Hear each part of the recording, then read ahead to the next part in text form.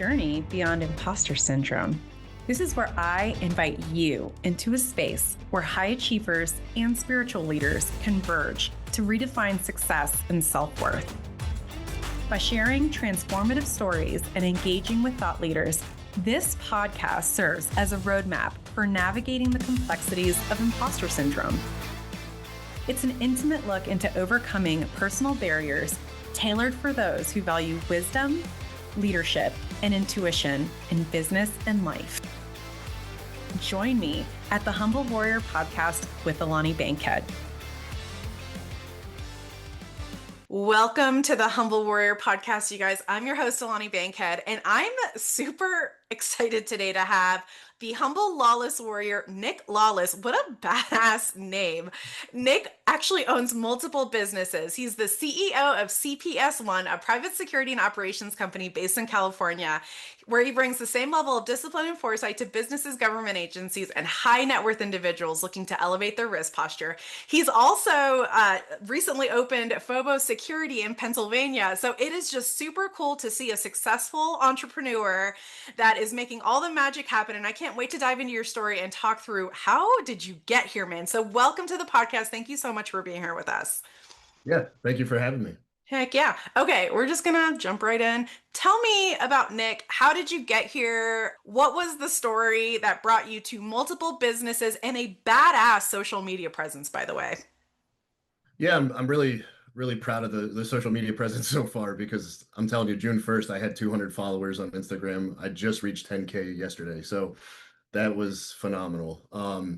But yeah, the story is a long story. I'll try to cut that down a little bit, but the road was a long road, hard road, challenging road. Grew up abused physically, mentally, verbally, and did that. Got through all of that just by continuing to look forward, continuing to see what the future holds, and really trying to build out and map out different things in my mind. So for me, getting through 17 years, because I ended up, leaving my house at 17, getting through that 17-year abusive cycle was like going through war, going to battle. So every day just pushing forward. And then unfortunately, I say unfortunately, I got married at 18. Probably not the smartest thing, but I think part of that was wanting some comfort, wanting some relationship that really took care of me, nurtured me, this and that. And the reason I say unfortunately is eventually I ended up divorced, going through bankruptcy and everything with that. So that was a whole mess. But yeah, I think the fact I was born in Philly made me Philly strong, built the grit and the hunger that really got me through that adversity. So for me, it was really build my own path, build my own way, never ask for a handout. I became a carpenter at 13, really started building a house down the road from me. I could walk to work. And from there, every summer after, and even during the school year, my junior and senior year, I spent working in the field, working, building houses. I loved it, but I also wanted to grow. I was always about growth. So for me, I ended up joining the Carpenters Union, taking classes, welding classes, scaffolding classes, all kinds of classes on the weekends to get certified in different things, and really grew my profile in the Carpenters Union fast and moved up fast. So I became a safety manager. I think I was 19 on a very large site, responsible for dudes that were 3 times my age. A couple years later, ended up as an assistant project manager, where yeah, the only way I could move forward from that point was to go to college. For me, I didn't have the money. I was doing well, making 80, 90,000 a year as a carpenter. Did my apprenticeship in 2 years instead of the regular four. Actually tested out earlier just from all the different classes I did. So that was awesome. And then for me to get to college, though, I would have to do something drastic, I think, where I thought at that time. So I joined the military. I joined the Army. I signed up for 6 years, signing bonus, all that. Was ready to get deployed, ready to kind of relieve a soldier to come home to his family or her family. And there I would go to replace that soldier. So loved every second of it. Unfortunately, again, met with adversity, broke my back, had a sacroiliac dysfunction to begin with in basic training. And that had sucked my leg up into my spine so fast and so hard that it created multiple bulges in my lower spine. It really debilitated every aspect of being in the military, right? Like we're all physical, we're all, trying to push through different pains and all that, but this was another level. I pushed through the pain to get through basic training, to get through AIT because I didn't want to be recycled multiple times. But when I got to Fort Hood to my first unit, I was like, I need to get this fixed. I need to get this looked at. After probably a year, they eventually medically discharged me. And there I was with, I think they gave me like a $6,000 check to say, sorry for your back, but you haven't been in long enough. See ya. That was depressing. And then I got to the VA when I got back home in Pennsylvania, and they were like, what did the Army do to you? Why didn't they fix any of this? And I'm like, I don't know. It's the Army, whatever. But they were like, you have some serious problems in your spine. You're going to need to be chilling. And at that point, I was walking with a cane at 23 years old, 24 maybe, and really dealing with pain on a daily basis. So I didn't know what to do, got depressed, entered a dark spot in my mind. And when I entered that dark spot, I decided to get help immediately because I know. you just hear all the terrible stories from the military. And that's what drove me to go to college. I ended up using a post 9/11 GI Bill, did my 4-year degree in 2 years. I interned with Senator Schumer the entire time I was there, and yeah, graduated. Not top of my class or anything, just a normal guy. But ended up taking a chance and betting on myself by going to DC for a nonprofit gig. A year later, ended up in the US government working at the General Services Administration. They found my resume somewhere. I still don't know to this day where, but they were like, hey, we'd like to bring you on to our emerging leaders program. And I was like, hey, that sounds great. Let's do it. And I went through the cycle, got hired, and then for 2 years at GSA, ended up working through multiple offices and getting like kind of this roundabout view of the GSA as well as the US government, because GSA is kind of like the Staples or Office Max or Depot for the entire government. So everything from pens and paper to the vehicles, ambulances, whatever for the different government agencies. So it's really, really cool gig.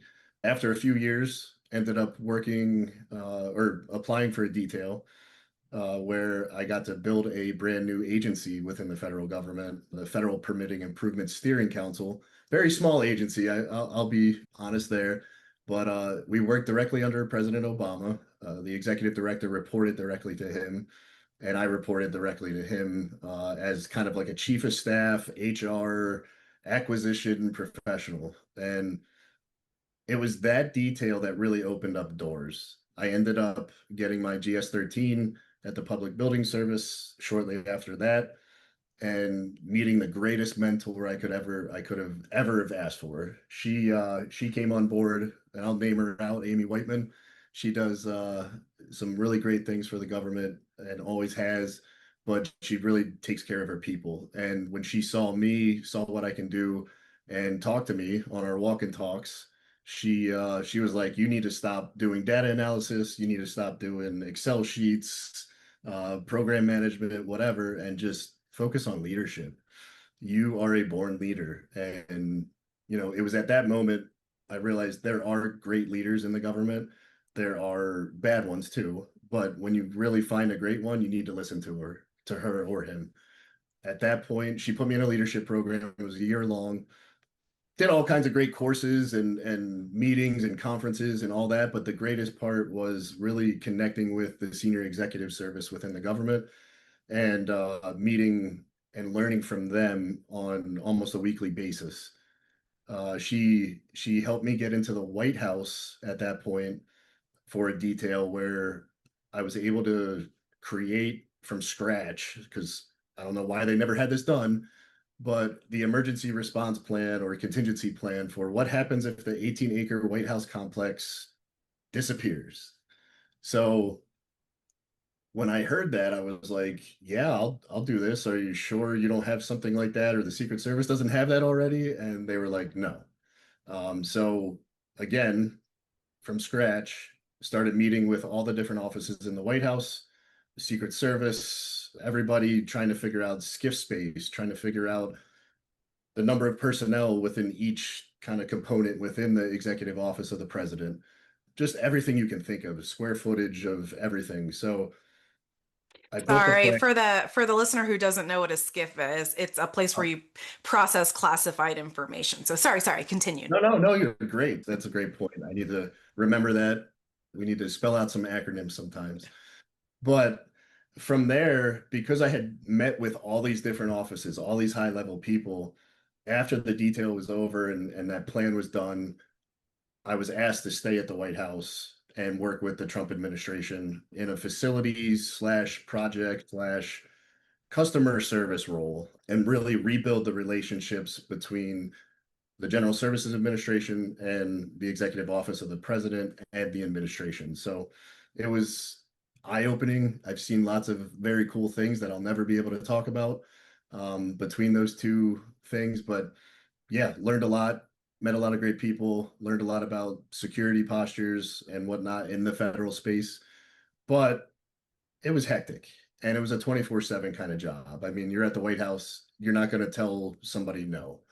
So after a couple of years of that, I decided to move on for family's sake and ended up at Homeland Security, where I was in the Office of Inspector General and worked on investigations or inspections of everything from January 6th, what happened at the Capitol that day, all the way through some terrorism related things and up until February of this year, 2025, I was working on the Trump assassination attempt. So lots of great exposure to different things, really helped out with operational planning, security, federal law enforcement operations, meeting with CBP, ICE, Secret Service, TSA, and trying to help them streamline their operations. Everything from something simple to raids and warrants and all that. So it was really fun, really cool. I just I knew there was more for me. And even though I had doubts at times, I still knew there was more for me. And last year, before I left the government, I bought a security company in Fresno, California. I live in Pennsylvania, so it's kind of crazy and hectic, but it seemed like the great opportunity, the right opportunity, and the numbers were just right to do it. So I pulled the trigger. I bought it. I had spent a couple years before that looking at multiple other opportunities, but this one really worked. The other ones were kind of, there were some shady numbers going on. So the bank and myself during due diligence were like, no, these are off limits. So yeah, February of this year, because of the changing political winds, I decided to take the deferred resignation program through the Department of Government Efficiency and left the government. I'm still getting paid until September of this year, but yeah, I've essentially been working on my security businesses and trying to, I should say, security business, and then trying to establish the one that I just opened last week, Phobos Security here in Pennsylvania. And yeah, because of some of the problems I've faced with buying the business, decided to work with Dan Martell as a coach and really, streamline operations, systems, people, all of that, and make CPS One even better than I have so far. So that's me in a nutshell. Overcoming a lot of adversity and really just pushing through with life personally and professionally.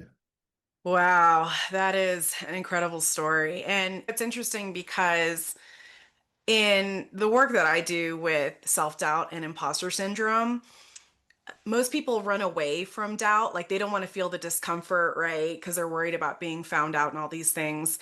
But what I teach is actually that self-doubt holds like the gold that's buried to your future. So it's really fascinating to me and frankly a little affirming of my model that you had this abusive past and for you to be here as humble and still service oriented and wanting to improve himself is an incredible testament to who you are. But you went from this abusive past to you're working in security. Like the correlation is uncanny, right? So the thing that is the key to a lot of our pain and trauma is actually the driving force to creating the solutions that maybe we needed back then, or you want to multiply. In this case, it's security and safety, right?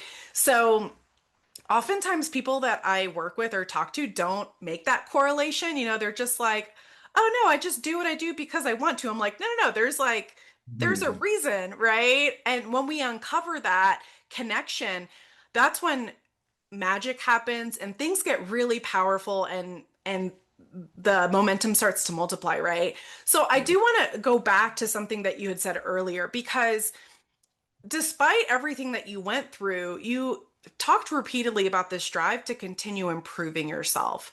Where do you think that came from? For me, I've explored this in great detail and have even met with psychologists and psychiatrists to try to figure it out because it's really interesting and I think it could really help a lot of people understand themselves or get through a situation to be able to be successful instead of yeah, sometimes I'll leave that for now, but um it's for me it has always been a drive to succeed and really push through pain, challenges, abuse, whatever it might be to prove the world wrong. I think, we see it in today's media. There's a lot of negativity. I think there's a lot of negativity in social media and all kinds of different things. And I'll be nice and say there's a lot of positivity as well. But, for me, it's always been let's prove that this doesn't have to be a crutch or something that makes me, I don't know, get into drugs and do the wrong things. I take a lot of pride in what I've done. I am humble about it. And for me, having kids, especially now, like anytime I face that adversity, I think how can I best show my kids how to overcome it if they're in the same situation down the road? So yeah, I think it's just in my DNA. I don't have a perfect answer, and psychologists and psychiatrists have said they'd love to, spend more time studying me, but I'm like, well, I don't want to be a lab rat either. But it is powerful, like you said, to once you kind of figure that out and you have someone like I had Amy see that in me, once she kind of unlocked that and said that, and I went through the training that she put me in, I was like, hell yeah, I can do this. Like this is me. This is what I was born for. This is what maybe the challenges were for. And in the end, if you help one life or one person, like that's worth it to me. Wait, I didn't want to leave the government because I love public service. So for me, when I started looking at businesses, I was like, what can be that service oriented kind of business that I can run? And yeah, security is just a natural fit. I love everything about it, but in the end, just yeah, unlocking that move forward, drive forward, keep going, save a life if you can, pass it forward kind of thing. totally. Yeah, Yeah, no, that's so good. And it's interesting because I appreciate that you're like, I've done a lot of work to uncover how that yeah, thing came about in me. And I still haven't maybe quite arrived to a clear answer, but I think it remains unquestioned that it is there, right? it Like is. that drive is there. And it sounds like it's kind of always been there, right? That teeny tiny part of you that even in your worst seasons, it's like you're meant for more, there's better coming, just keep going. What's in your control is how you behave and what you do to improve yourself. And I love that so much because so often when it comes to achievers and having all that experience in DC, like, like DC is a high achieving central. Like, on one hand, I miss it because it is so fun to be surrounded by high achievers that are Yeah, pushing you to be better. On the flip side, the negative of that is people like just work their butts off, and there's no such thing as work-life balance in DC, right. right? And so I think it's interesting that this desire has pushed you to this place of you're figuring out like, how do I define success in terms of, okay, so I know that security is really important, service is really important for me, and government service for whatever reason no longer works for me. So I'm going to create something out of nothing, right? Yeah. And you have this opportunity to buy this first business in California. Now I'm curious because, we talked about this thing that we don't know where the self-actualizing comes from. It's just there. Right. But then you talked about when you went to buy this security business, you're doing your due diligence and you're like, like that intuition again is like, there's something wrong with these numbers. Like, this isn't quite driving. We're going to walk away from this one and we're going to go with this other business venture. So, one of the things that we talk about a lot on the podcast is the nexus of self-actualization and spirituality. And the way I define that is like the metaphysical, right? So something that I know to be true that I have zero physical evidence exists. So that voice that we just, that internal knowing that I'm worth more is an example of that. This intuitive hit of don't buy that business came into play. So how does your spirituality play into your self-actualization and that whole journey? So the spiritual aspect of life for me has gone up and down. I'm going to be honest. It's There was a time way back when yeah, I call them my foster parents, that I was in the Catholic Church. Going through what I went through as a child, I decided to walk away from all kind of religion. Then I met my first wife. She was Wesleyan Christian, and I tried it. Something in my head was like, this isn't for me. And again, listened to my inner voice on that, kind of walked away from that, especially with how she was acting. So for, I'd say, the next several years, I ended up going on a spiritual quest of some sort. Even in college, I explored all the different religions, especially the major ones, but some of the quieter ones or more ancient ones. So for me, it's always been in question, a little bit of doubt. Like you said, if I can't see it or touch it, the physicality isn't there. But more recently, I've met a great individual that I'd say in the last 2 years, she's kind of like a medium, an intuitive reader, and that the stuff that she knew and the stuff that she was able to say and whatnot was beyond that was almost physical proof for me that something is there.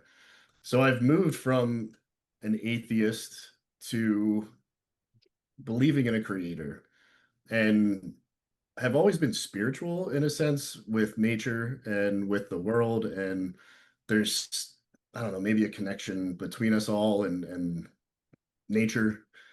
So for me, yeah, the spiritual thing is still kind of coming forward, but it's developed rapidly the last couple years into a desire for more knowledge in that realm, and really just diving deeper and using my experience to help kind of educate that and listen to my internal self, whether that's a god or gods, I don't know yet, but that's yeah. Totally.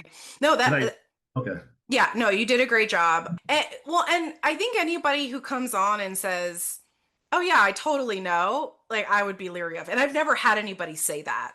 Everybody's just like, "Oh, I'm a hot mess express with spirituality. Like, here's where Nice. I started, like here's where I'm at." Like, I mean, it's just a constantly evolving journey, right? And I think Yeah. whether it starts with, when you were an atheist, like that intuitive sense, right? Yeah. Maybe you don't have to call it God, but I think the point is it's all about aligning your head, your heart, and your actions. Yeah. And it starts with what you believe in, right? Yep. And whether it's like, I believe in myself, which is a whole like journey in and of itself. Two, I love what you said about, there's a connection between us all, even the trees, right? Yeah. That's actually a very common theme we see amongst humble warriors is they're operating definitely from a sense of like very strategic, very, it's about the whole, not the individual, right? The problem for people that I work with and people that come on the podcast is when you think at such a high level and the rest of the world operates in fear and scarcity and anger, like the clash is going to happen because they're trying to survive and you're over here trying to thrive. Yeah. But that's part of why we have guests on, is to talk about what part did your journey play in spirituality. And I know for me, I also grew up in the traditional Christian church, and I haven't gone to a physical church in some years now for a lot of reasons, but Yeah.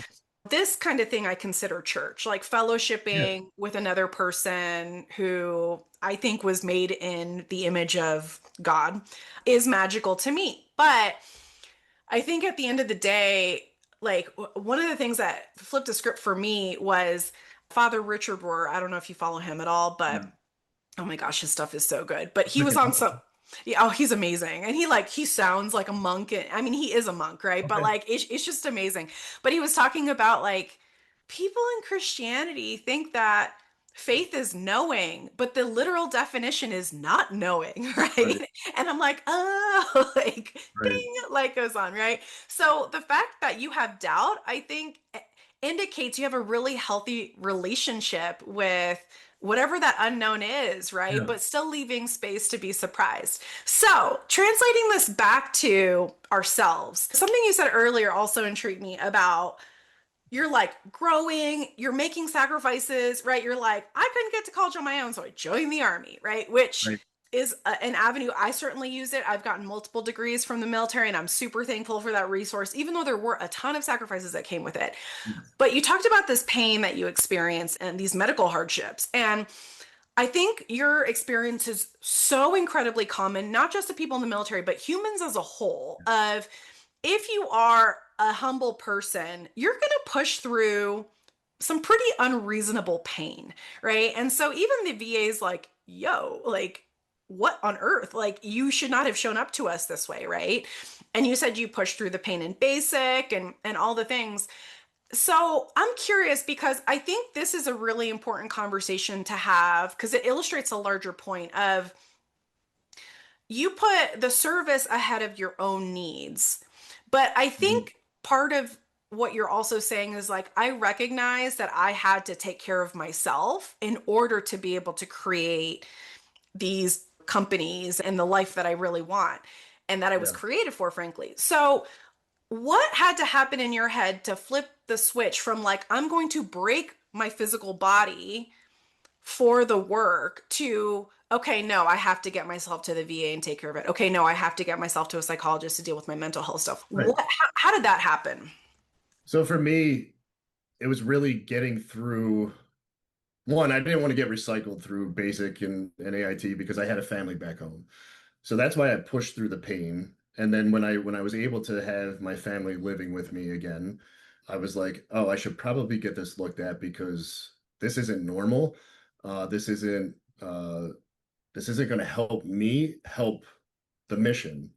If I'm a broken, if yeah, think about a car. If you get a flat tire, you can't. The other three tires don't pick up the fourth tire. So, and if they did, you'd have some issues, I think, in balance there. So for me, it was more don't risk all of this and end up hurting your unit.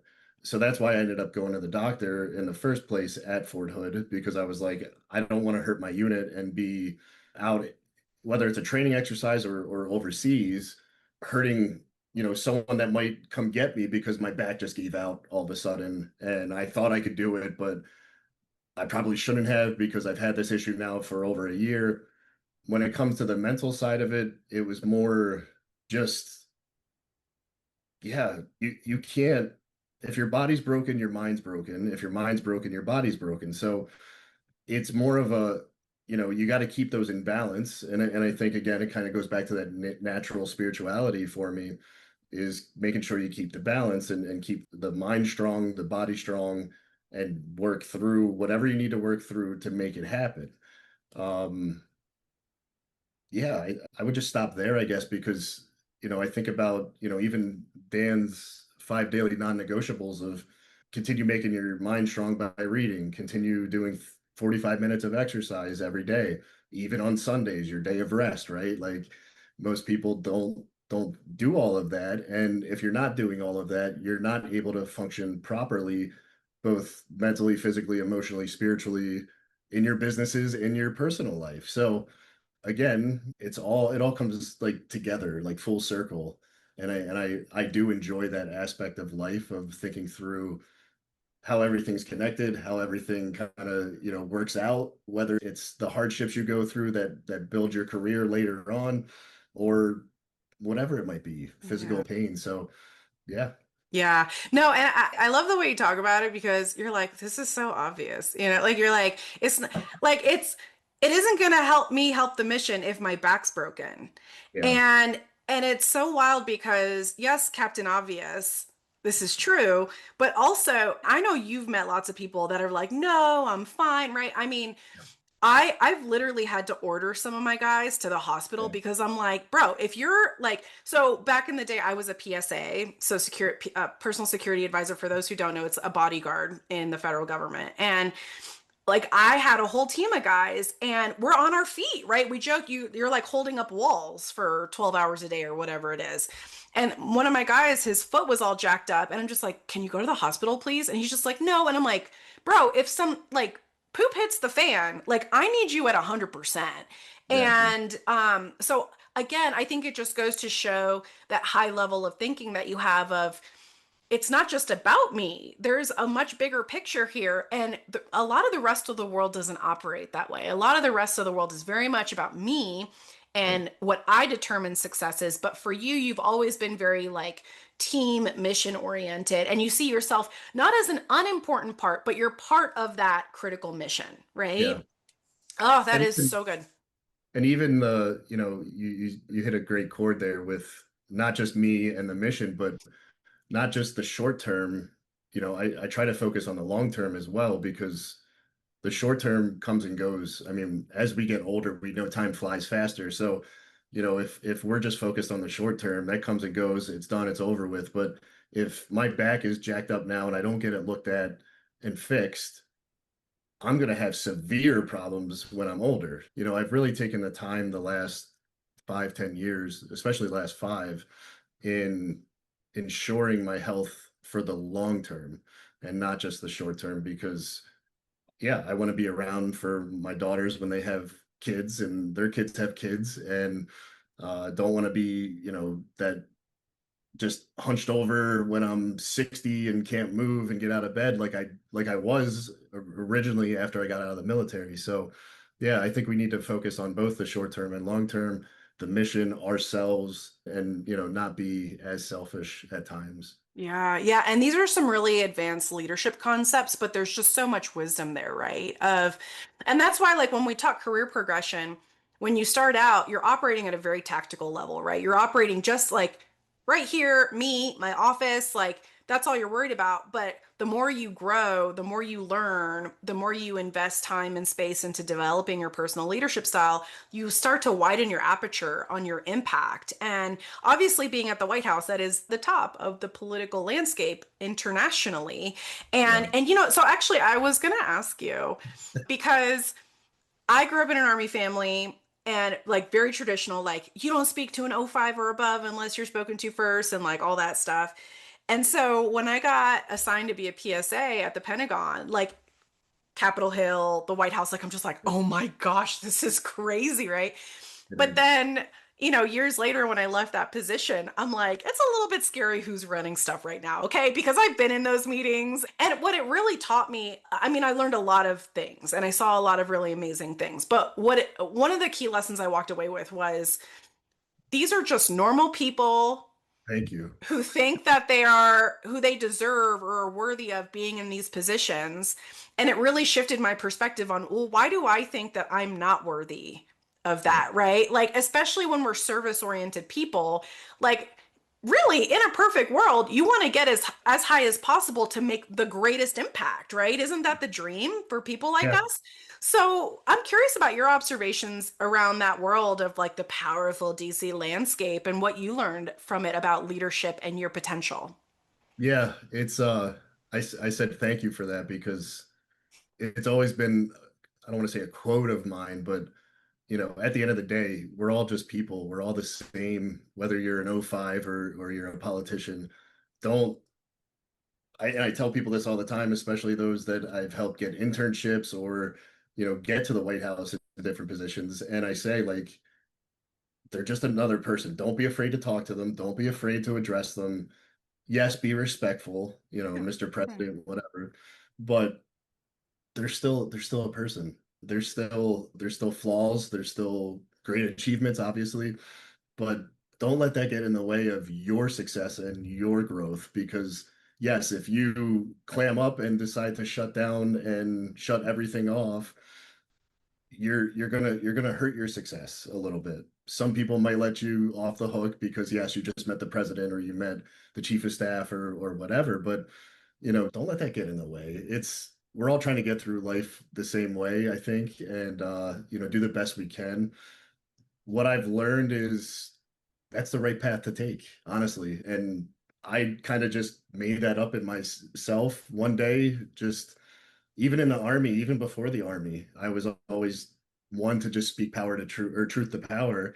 And my feelings, whatever I thought was right, I always spoke up. And it's gotten me in trouble. I'm not going to lie there, but a lot more people have respected me for it. They know where they stand with me.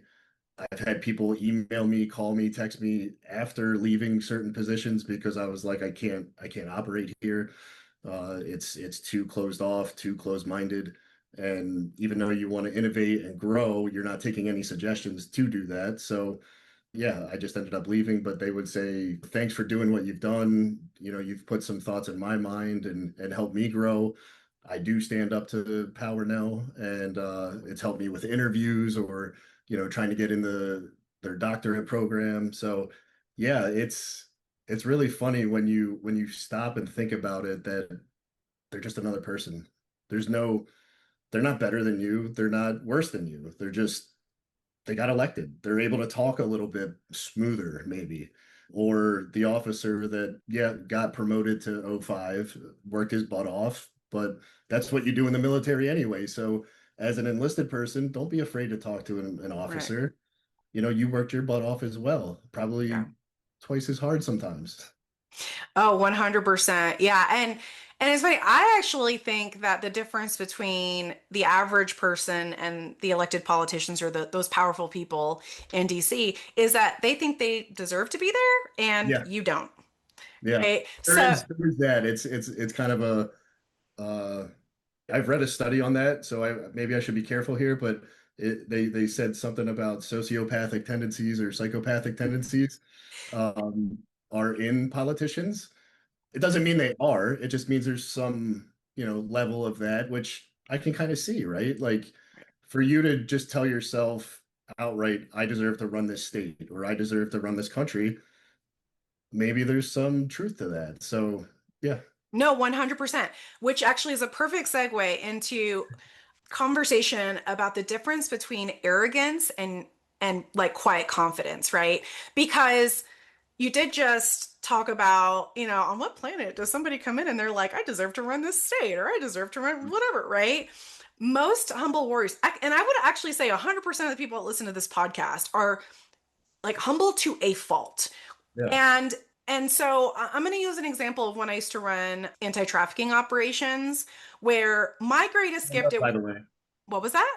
I love that, by the way. Oh, thank you. Thank you. It was so much fun.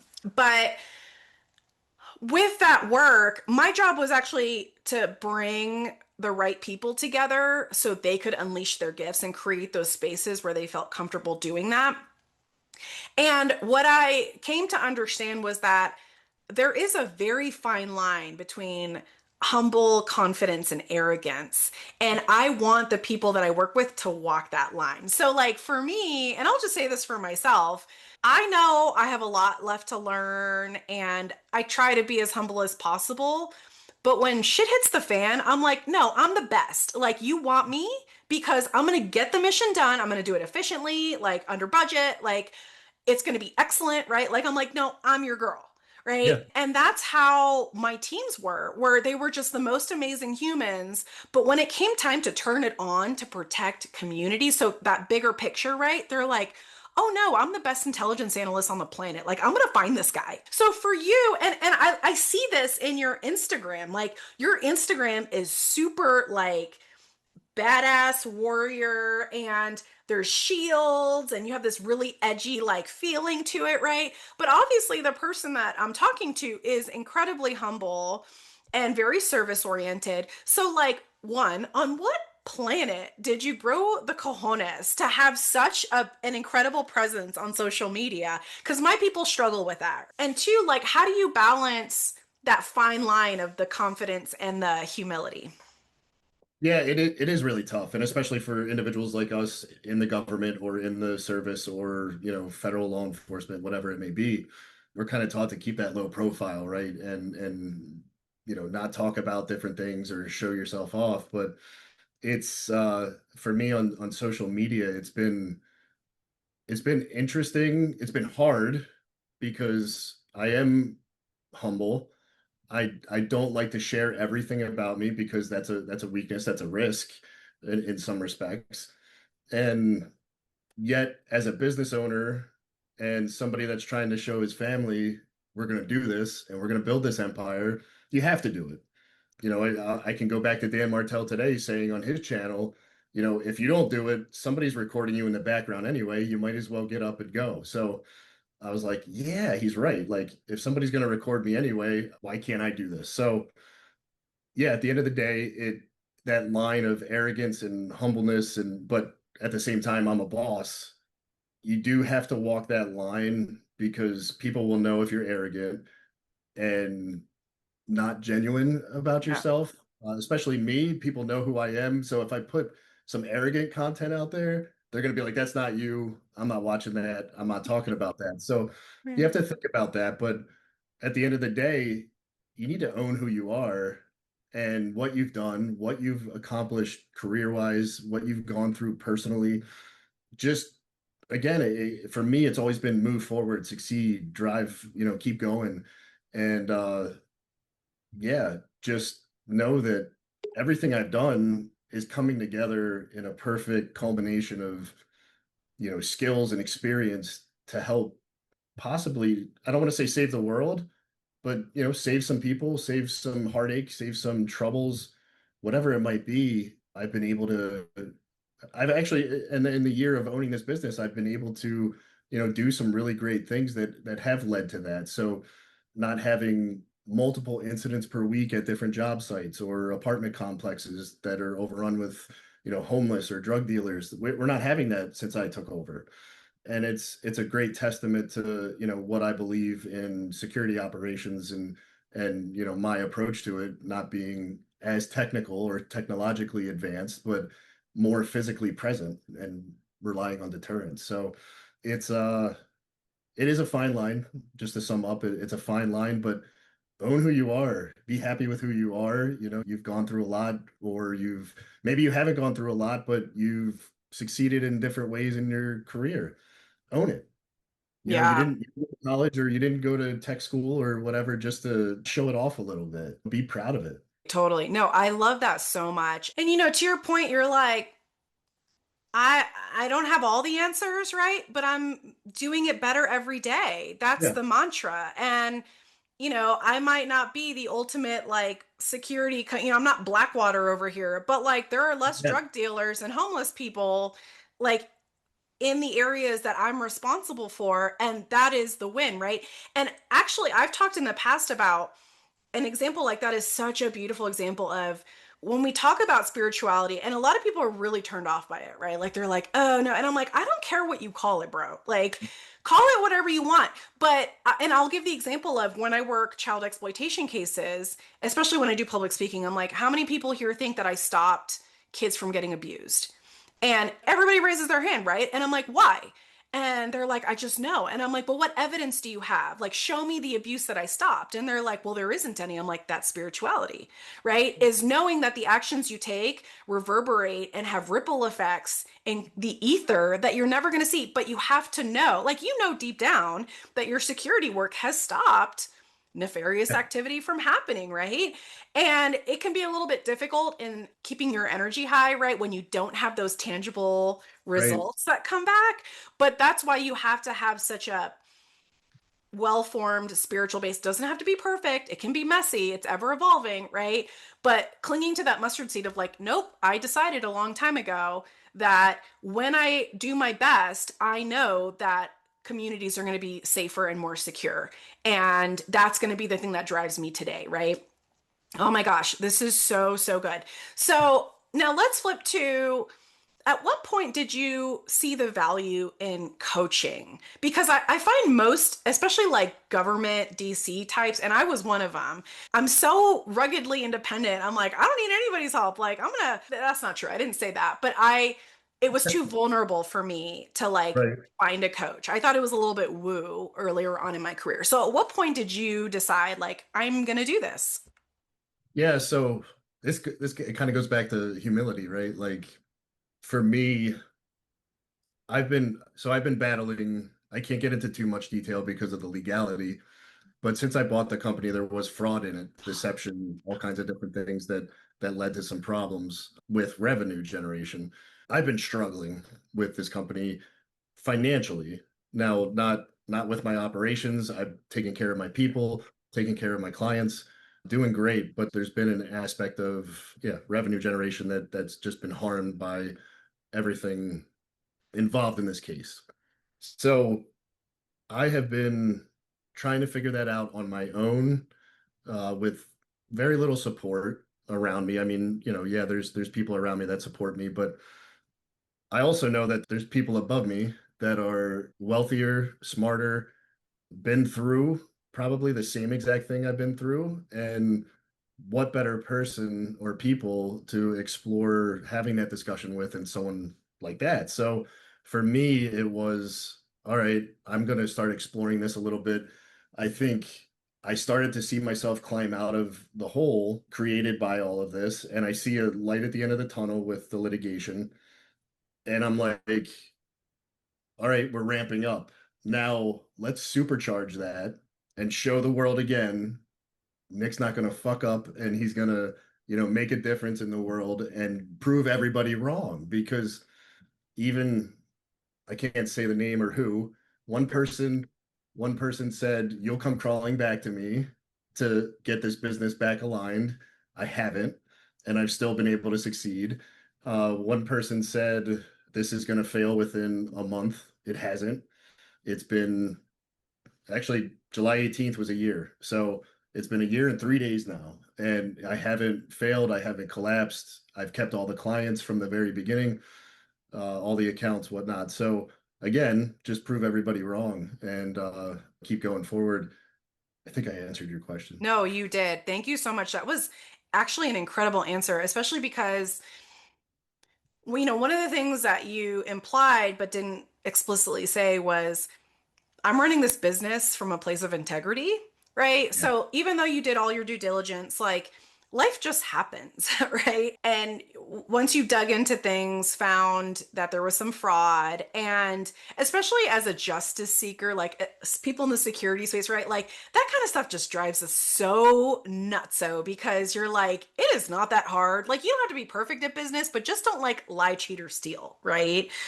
But I can hear in you that desire to like fix it, right? So fixing a mess that wasn't even yours to begin with and holding folks accountable. Like these are all very courageous things to do. And I just want you to know as someone who I haven't been in the exact same position, but it can be super hard sometimes when you look around and it seems like the world is lying and cheating and stealing. And you're like, am I the only one trying to do things the right way? So I think that's really inspiring. And I know that there are people listening to this that are like, oh my gosh, I'm in a very similar boat and it's so painful. And to hear that you not only exceeded the expectations of your naysayers, but you're just like, Psh, I'm going to Yeah. use that as fuel, right? What it is for me is like premium jet fuel. But to answer another part of your question there about the coach, like having a coach or somebody to hold you more accountable or a team. I mean, in this case, Dan has a whole team that works around us and really bolsters our experience. So that whole team, just with what they create, what they put out, what they have us doing every day, it really does drive your mindset, your physical body, everything, the spirituality to just succeed. And again, premium jet fuel, just I'm going to prove everybody wrong. and let this succeed on its own. 100%. There's no part of our experience that goes to waste, is what I'm hearing you affirm, right? Like, and you reminded me actually, do you know Ryan Serhant? The Yes. real estate guy, right? Like I was watching some video that he did on leadership and they were asking, he was on a panel, they're like, what drives you as a leader? He's like, revenge, obviously. Like, and because he's like, I spent my first Yeah. 3 years in real estate at a company that they made my life miserable every day. And I mean, he was saying it a little bit tongue in cheek, but to your point, that was his jet fuel for a little bit. And to a certain degree, to be like, oh, you doubted me? Like, you didn't see my value? I'm going to go over here and create my own value. And so I love it. And I think it's just so honest, right? I mean, I wish I could sit here and be all altruistic and be like, all day, every day, I'm just an amazing angelic human and I do everything perfectly with pure intention. And sometimes I'm like, no, fuck that guy. You're not going to tell me that I don't have value. Like, I don't treat anybody like that. So you're definitely not going to treat me that way, right? That's my spicy Puerto Rican coming out. But okay, so next question for you, because I know I have a lot of like startup business owners or people wanting to get into business, and that doubt is stopping them. And I'm in the mood always to remove barriers, right? So money is a key thing that holds people back. And you were very generous in sharing about like, hey, revenue generation wasn't good because of this fraud, right? Like my guys are like, I'm fighting for this company. I'm getting it done. So, what are some tips for someone who's looking to get into business for the first time?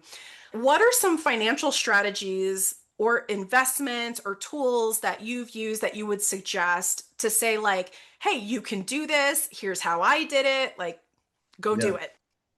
Yeah. So for me, having gone through a bankruptcy after my first divorce, that kind of injured my financial stability for a while. Luckily, I was far enough out of it to be able to secure an SBA loan. The SBA loan, great opportunity. The down payment is minimal, and when it comes to paying the down payment, yes, you can either do it yourself. I'd encourage people if you really think the idea to buy a business is good and you want to definitely do it and you think it's going to be successful, talk to family and friends. Try to split that up and give them a little bit of equity if you can, or in my case, I did have some family and friends do that, and I also had a couple acquaintances that actually traveled with me to the other opportunities that I looked at, and they were going to invest in me and the companies to be able to get them going and build this strategic security empire. The other avenues, I mean, there's so much out there on the web and YouTube and I watched Dan, I think for 4 years on YouTube before I added him to my Instagram. And then we start talking and he's like, hey, I think you could do this, you could do that. And he offered genuine ideas. And from there, that's when I signed up. But other things, if you have what was it? Nike's owner had $40 and that's how he got started. Sylvester Stallone was poor on the street and became a multi-million dollar actor. There's never, I would say there's never no way to do it. You can always find a way to do it by just talking, networking, finding out who knows investors or angel investors, or start your own company. LLCs cost I don't know, 50 to 150 bucks, depending on the package and where you get it. Thank you. Yeah. Thank So you. if it's coaching or not a lot of overhead involved in your business idea, just go start an LLC. Then you have some tax write-offs too. There's all kinds of benefits to business ownership and just getting it going. Don't quit your day job if you're gonna buy or open a business because you want to see how that's going for a while. That's why I didn't leave in July of last year from the government. I wanted to make sure things were going well, and I'm glad I did because of what I found out a week into my ownership. But there's always a way. There's always a way to get going and don't procrastinate any longer. Time is not limitless and we're all getting older. We're all, aging and you just don't know what tomorrow holds. So do it. Just go Oh do my it. gosh, that is so great. So, for those who aren't familiar, an SBA loan is a small business administration loan. So, there are all these organizations, it's run through the Department of Commerce, and they're there to help little businesses like you, listener, get your business off the ground. So, if you just go to the SBA website, like there are chapters in every state. They want to give you money. They want to help you because small business is the backbone of America. So that was a great tool you mentioned, talking to family and friends. So you literally were just like, "Hey, like I'm starting a business. Like if you invest, I'll give you X% equity," and Yeah. that was it. Yeah. Oh, I literally, I'm not a fan of that word, but I did. I literally phoned a friend, like who wants to be a millionaire, phoned a yeah, friend and family and said, hey, you have an opportunity to jump in on this with me. I think it's solid. Here are the numbers. Here's this and that. And yeah, some people wanted to, some people were like, I'm not in a space right now. And I always say ask the question because the worst you're going to hear is no, right. and move on. There's all kinds of opportunities out there, and even the Small Business Administration has their thing. But if you're a veteran, there's all kinds of benefits for veterans to open a business and get into government contracting and all of that even. So there's so much out there. Just keep exploring. We have the World Wide Web since the 90s. Yeah, It's so much faster now. We don't have to hear the phone ringing or the dial-up sound tone totally. you had to listen to, but you have Chat GPT that can help you and point out different angel investors that might want to join you. So just have fun doing it and figuring it out. Don't make it Oh. a penalty. Just have fun. Uh, dude, I love that you said that. I want to circle back to that, but I do want to foot stomp what you said earlier about that because there's so many people I talk to, they're like, how do I find investors? I'm like, you call and ask. And they're like, it's not that simple. I'm like, it is. I promise you it is. And, so SBA loan or different types of financing resources are available out there. Family and friends or angel investors, you mentioned.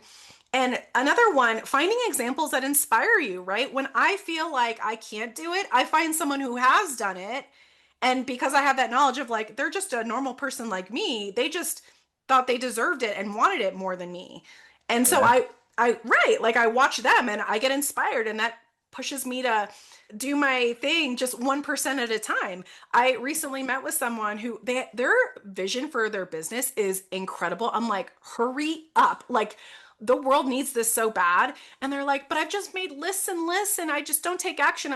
What do I do first? And I'm like, well, what's the name of the business? And they're like, I don't know. I'm like, Give it a come up, name. come Take up with action. a name, go to your, Secretary of State website, your 25 bucks and your 15 minutes, and now you're a business, right? Yeah. Like step one. And they're like, oh, and, but I mean, it's, especially if you're not in those spaces, like most of us that are humble warriors are recovering perfectionists to a certain degree. So all you see is like the gap between where you are and where you want to be. And it feels so big. But what you've just shared is it's just a little bit at a time. It's just finding people, like-minded people to sharpen you and encourage you, right? And I love what you mentioned about family and friends. Like, it's not about external validation, but what a beautiful affirmation when people are like, I believe in you, right? Like, I know when I invest in different entities, I'm not doing it for any reason other than I see what you're doing and I totally believe in that and I want to support that, Let's right? go. Heck yeah, let's go. And then the last thing you mentioned was have fun doing it, which is the perfect cherry on the icing because so often in life, I think people default to surviving rather than thriving. And fun is a thriving concept. So, how do you transform struggle to fun as you continue on your business journey? Yeah. So I have a mantra of just get back to the basics. I think we overcomplicate so much and have a hard time with trying to be the best and perfectionism and all of that, that we forget the basics, whether that's in our relationships, our careers, our businesses, whatnot. So for me, getting back to fun when dealing with struggle, it's just a reminder that struggle is just another challenge, just another pain point, not making it personal. I don't every little struggle isn't doesn't have to be personal. It can be a personal lesson. And just like when we fail, we hopefully we learn from that failure, and it's not a failure anymore, it's a lesson. It's just a learned lesson. So for me, it's always about what can I get out of this struggle, this challenge, this pain point, and just make it fun. Like I'm going through literally a $2.3 million, I'll call it a mistake. That's what I bought the company for. And I still have fun with it. It's it's hard, it's a challenge, and it could create some business ruin, but we also have other things in place to kind of help us with that as well. But I've learned, I mean, I've gotten more out of this than I think a person doing a Harvard MBA or legal degree would get, because it's personal experience, it's personal lessons, it's just all I know I said take the personal out of it, but I'm learning from it and making fun with it and making sure I take notes and keep them stored so that if this happens again, I know what to do. So it's just have fun. I Yeah. No, that's so good. I love that. And really what you're saying is like, where's the opportunity here? Yeah. Even when it's hard, you're like, where's the opportunity to have fun? I'm gonna find that. And I think too, that's been one of my bigger shifts as an entrepreneur as well is, government's very like, there's rules and there's policy and guidance and everything's dictated and there's a process and like a whole supporting infrastructure for it. But when you're the business owner, it's just you. And like the suck, I tell people like I much prefer the suck of business ownership than the suck of W2 because, and it's not that I'm not grateful for my past W2 work, I am, but I've outgrown it and the service I want to engage in operates just at a different level. And and so having to work to shift my perspective to where, especially in security, actually, it's such a great analogy. In security, you have to come up with the worst case scenario so you can come up with all the plans to make sure that doesn't happen. But business ownership, I think to your point, at least in my mind, is it's no longer thinking about the worst case scenario. It's like, what's the best thing that could happen? What's the most fun I could have with this? Because I know I'm going to be successful no matter what. Like, I literally have a track record of success, even when failures happen, right? My worst moments have been launching pads to some of the greatest joys of my life. And I think something, especially if people haven't traveled outside of the United States, I want to foot stomp this is Nick is talking about thriving at another level and having fun doing it. And part of what allows that is being American and having a business in America. There are so many other countries where you want to talk about barriers and hurdles, like literally the family you're born into dictates what type of job or the level of success that you can have. So oftentimes, like I'll admit, I get a little annoyed sometimes with people that want to complain about whatever barriers they have. And I'm not saying that those barriers aren't real, but I'm like, you live in America where you can come here with nothing and become a billionaire. Yeah. Like, it is an incredible gift, and you're squandering it thinking that you can't do it, right? Like, that's the stuff that makes me really mad. So, I love your $2.3 million mistake. Man, I'm looking forward to seeing how you thrive through that whole thing. And we're going to be sitting on Dan Martell's stage one day laughing about it, and you're going to be inspired. You're inspiring people now, but you're going to be inspiring at an even bigger level. But Nick, oh my God, this was amazing. Thank you Thank so, you. so much for your time. Are there any kind of like key points that we forgot to talk about or any final words for the audience? No, I would just again encourage just always move forward, stop looking at the past, and really just focus on how you can grow, how you can succeed the way you deserve. Everybody deserves to succeed. We live in America, the land of, freedom and just success, and you can do your thing however you want to do it. I love that you said, you kind of get a little annoyed with some people. It's true. Like, how are you going to complain when there are tools here and there are people that will invest in you and work with you? So yeah, regardless of your situation, regardless of anything, move forward, let the past go if it's traumatic, but use it as a lesson on what to do or not to do, and just prove everybody wrong. Like, just be you. Oh man, that is so good. So inspiring. Thank you so much, Nick. So, where can people find you? Because I know they're going to want to connect with you. Yeah, so I'm easy to find on LinkedIn, just Nicholas G. Lawless. You can get me on LinkedIn and I'm sure we could post a link. And then on Instagram at Lawless Ops, it's just Lawless OPS.